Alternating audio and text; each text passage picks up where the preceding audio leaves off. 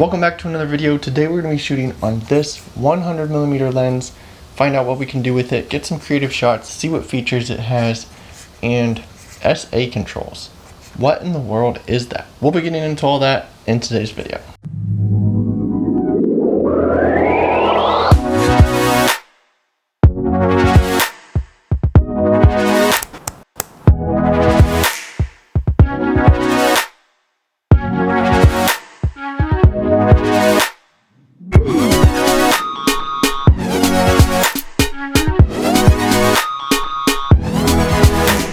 First there was the 100mm EF lens, and then the L series lens, which added stabilization to it.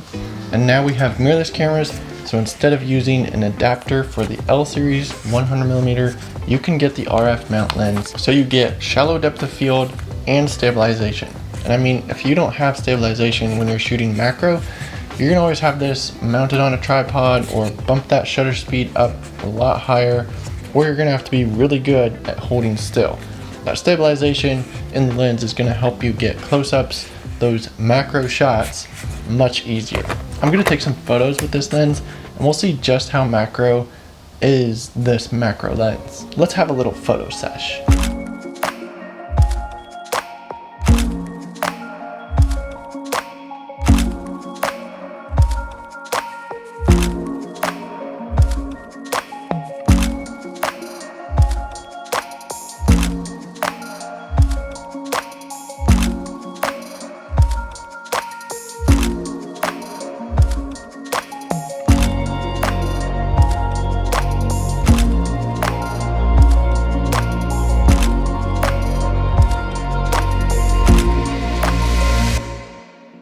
Let's cover some of the features of this lens.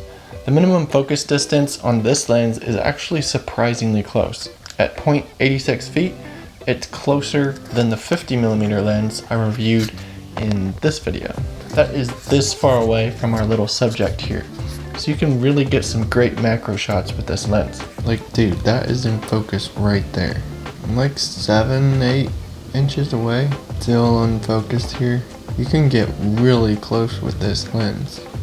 And being a 2.8 aperture, it gives you that buttery bokeh blur in your photos. Buttery bokeh blur. Buttery bokeh blur. Say that 5 times fast. This is a pretty light lens. Compared to my 15-35 or my 24-240, this lens is a little bit lighter than either of those. Okay, what is this SA control? This is spherical aberration control. This adjusts the foreground, background bokeh, so you can use this ring to adjust what the blur looks like in front and behind of your subject. Basically, you're adjusting the hard or softness of the bokeh blur in your image.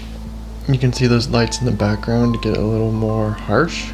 So if you were shooting lights, for example, you'd be able to change what the blur of the lights look like. You can make them a little harder or a little smoother using this adjustment ring.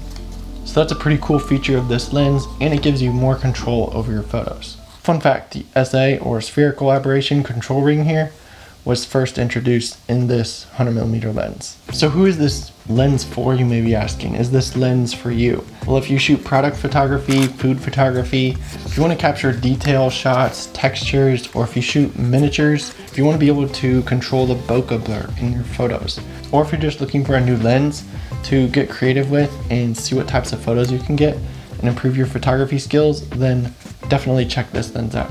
And just because it's a macro lens and capable of macro photography, it's not just limited to shooting close-ups. You can take portraits with this lens, you can get creative with your landscape photography or videography. If you shoot B-roll clips for your videos and want to get that compressed look with that 100mm, get detailed shots of products, close-ups, this lens is stabilized, so for video, it's a great lens for that too. Check out that element on there.